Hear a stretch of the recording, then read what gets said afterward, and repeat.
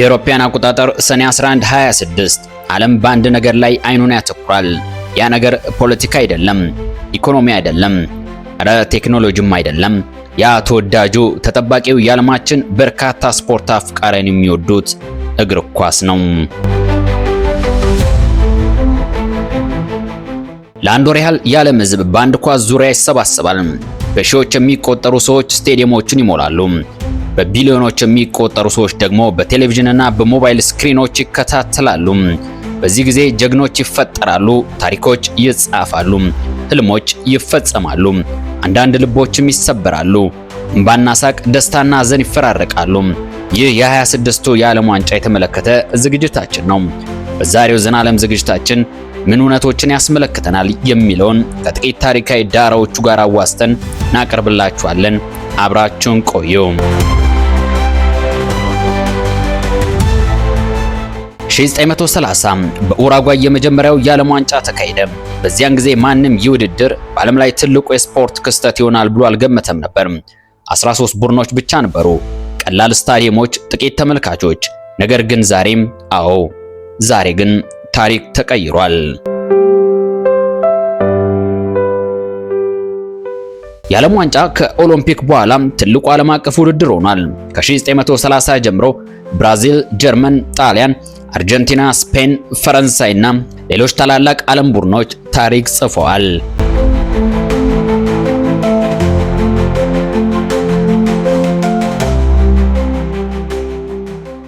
ፔሌ፣ ማራዶና፣ ዚዳን፣ ሮናልዶ፣ ሜሲ፣ ጄጄ ኦኮቻ እና ሳሙኤል ኤቶ እንዲሁም ሌሎች የዓለማችን የእግር ኳስ ከዋክብቶች የተፈጠሩት በዚህ መድረክ ላይ ነው። የ26ቱ የዓለም ዋንጫ ግን ከሁሉም የተለየ ይሆናል።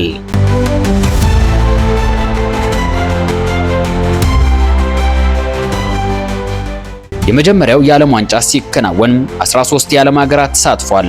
አንድም የአፍሪካ ቡድን ባልተሳተፈበት በዚህ ውድድር አዘጋጁ ሀገር ኡራጓይ አርጀንቲናን 4-2 በማሸነፍ የመጀመሪያ ሻምፒዮን ሆናለች። ኡራጓይ፣ አርጀንቲና፣ ብራዚል፣ ቺሊ፣ ቦሊቪያ፣ ፓራጓይ፣ ፔሩ፣ ዩናይትድ ስቴትስ፣ ሜክሲኮ፣ ፍራንስ፣ ቤልጂየም፣ ሮማኒያ እና ዩጎዝላቪያ በውድድሩ የተሳተፉ ሀገራት ነበሩ።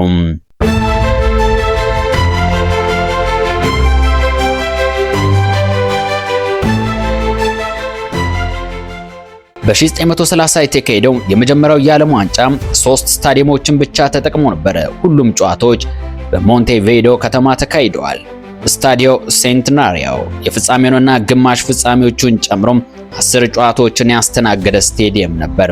ስታዲዮ ግራን ፓርኪው ሴንትራል የመክፈቻ ጨዋታዎችን ጨምሮ ብዙ የምድብ ጨዋታዎች የተካሄዱበት ዝነኛ ስታዲየም ነው። ስታዲዮ ፖሲቶስ በዚህ ስታዲየም ላይ በዓለም ዋንጫ ታሪክ የመጀመሪያው ጎል የተቆጠረበት ታሪካዊ እግር ኳስ ሜዳ ነው። ኳስ መረብን የደፈረችበት የመጀመሪያውን ጎል ከመረብ የቀላቀለው ደግሞ ሉሲን ላውረንት ይሰኛል። ይህ ተጫዋች ለፈረንሳይ ብሔራዊ ቡድን ከሜክሲኮ ጋር በነበራቸው ጨዋታ ላይ በ19ኛው ደቂቃ ጎል አስቆጥሮ በዓለም ዋንጫ ታሪክ የመጀመሪያው ጎል አስቆጣሪ በመሆን ራሱን የታሪክ መዝገብ ላይ አስፍሯል።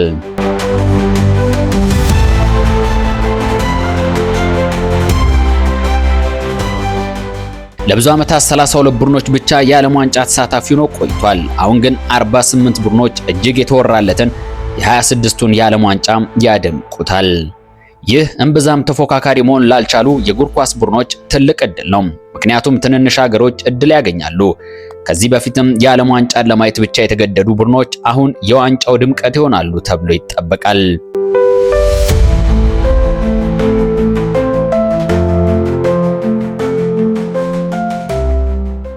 ምናልባት ከ4 ዓመት በፊት ያየናትን ክስተቷን ሞሮኮ የመሰለ ቡድን ዘንድሮ እንመለከት ይሆን? ወይስ ከ8 ዓመት በፊት የተመለከትነውን አስደማሚውን የክሮሺያ ቡድን የመሰለ ያልተጠበቀ የዋንጫ ተፎካካሪ ይወለድ ይሆን? ምናልባት ዓለምን የሚያስደነግጥ ቡድን ከአፍሪካ ወይም ከኤዥያ ይመጣ ይሆናል። የዓለም ዋንጫ ውበቱም ይሄ ነው። ማንም አሸናፊ ሊሆን ይችላል። ማንም ጀግና ሊሆን ይችላል። ማንም ታሪክ ሊጽፍ ይችላል። የዘንድሮ የ26ቱ የዓለም ዋንጫ በ16 የተለያዩ ከተሞች ይካሄዳል። አስቡት፣ ከሜክሲኮ ሲቲ እስከ ኒውዮርክ፣ ከቫንኮቨር እስከ ማያሚ፣ ከዳላስ እስከ ቶሮንቶ። የዓለም ዋንጫው አንድ ሀገር ውስጥ ብቻ አይካሄድም። አንድ አህጉር የዓለማችን ተወዳጁን እግር ኳስ በዓል ያከብራል።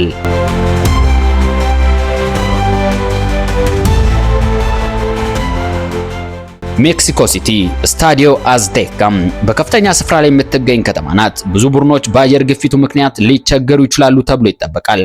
በዚህ ከተማ ደቡብ አፍሪካ፣ ኮሎምቢያና ቼክ ሪፐብሊክ ቡድኖች ከአዘጋጇ ሜክሲኮ ጋር ጨዋታቸውን ያከናውናሉ።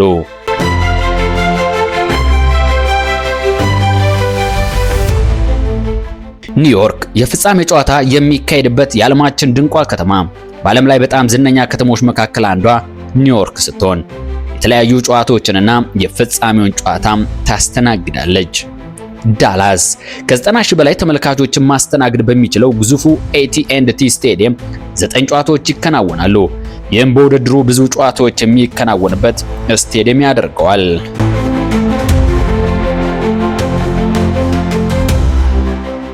ማያሚ ፀሐያማ አየር፣ ባህር ዳርቻዎችና የእግር ኳስ ፍቅር የሚንጸባረቅባት ከተማ ናት። ይህች ከተማ በውድድሩ ወቅት አስገራሚ ድባብ ይኖራቸዋል ተብሎ ከሚጠበቁ ከተሞች መካከል አንዷ ነች። የዓለም ዋንጫ የብሔራዊ ቡድኖች ፉክክር የምንመለከትበት ብቻ ውድድር አይደለም፣ የኮከቦችን መድረክ ነው። የ26ቱ ዓለም ዋንጫ የሚያስመለክተን በርካታ ኮከቦች አሉ። ፈረንሳዊ ሪያል ማድሪድ ኮከብ ኪሊያን ምባፔ በፍጥነት በጎል አስቆጣሪነትና በክህሎቱ በ26ቱ የዓለም ዋንጫ አንጸባራቂው ኮከብ ሊሆን ይችላል ተብሎ ይጠበቃል።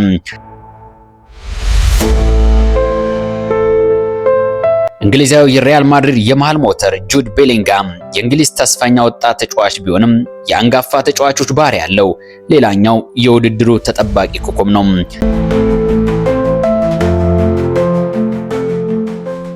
ላሚን ያማል ከስፔን የተገኘውና ወጣቱ ድንቅ ተጫዋች የ26ቱ የዓለም ዋንጫ የሱ የመስፈንጠሪያ መድረክ ሊሆን ይችላል ተብሎ ይገመታል።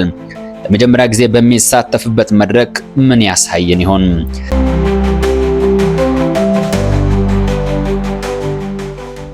ቪኒሺየስ ጁኒየር ብራዚላዊው የሪያል ማድሪድ አይደክሜው ተጫዋች ኳስ እግሩ ስር ካለች ማንኛውንም ተከላካይ ሊያስቸግር የሚችል ክህሎት ያለው ኮከብ ነው። ከነዚህና ምናልባትም ያልተጠበቀው ኮከብ በሚፈጠርበት የዓለማችን ትልቁ የእግር ኳስ መድረክ ምርጡ ተጫዋች ማን ይሆናል? ይህንን ዓለም በጉጉት እየጠበቀ ነው።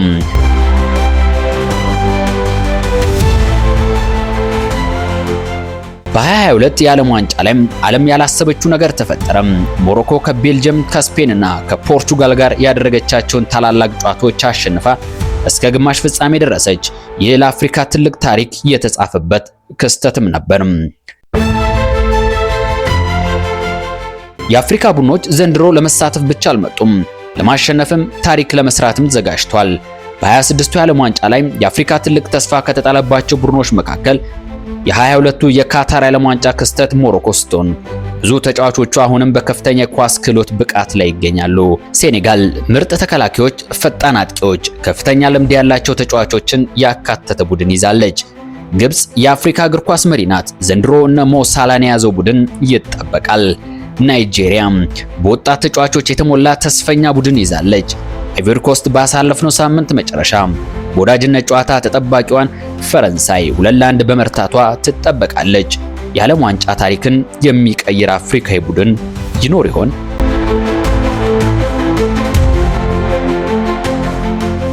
እንግዲህ ሁሉም የሚጓጓለት የመጨረሻ መልስ አለ። ጥያቄው ግን ማን ዋንጫውን ያሸንፋል የሚል ነው። አርጀንቲና የ22ቱ ኳታር የዓለም ዋንጫ ሻምፒዮን ናት። ዘንድሮስ ተደግሞ ይሆን? ይጠበቃል። ፈረንሳይ በዓለም ላይ ድንቅ ብቃት ያላቸው ተጫዋቾችን የያዘች ሀገር ናት። የዛሬ 4 ዓመቱን ሽንፈት ትበቀል ይሆን? እንመለከተዋለን።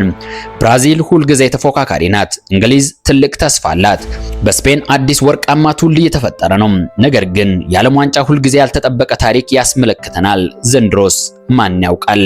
ምናልባት አዲስ ሻምፒዮን ይፈጠር ይሆን?